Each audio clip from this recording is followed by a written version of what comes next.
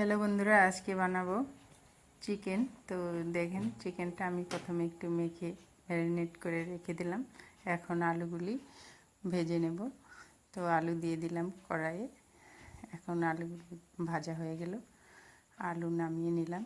ওই তেলেই দিয়ে দিলাম পেঁয়াজ, কাঁচা পেঁয়াজ, শুকনো লঙ্কা, তেজপাতা।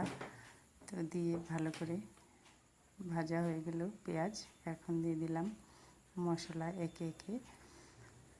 এখন মাংসটা ঢেলে দিলাম, দিয়ে ভালো করে কষিয়ে নিলাম। এখন দিয়ে দিলাম আমি একটি লেবুর রস, দিয়ে আমি আলুটা দিয়ে দিলাম, দিয়ে এখন জল দিয়ে দিলাম। জল দিয়ে এখানে ফুটে উঠেছে। এখন আমি গরম মশলা দিয়ে দিলাম, গরম মশলা গুঁড়ো দিয়ে নামিয়ে নিলাম। একদম শর্টকাট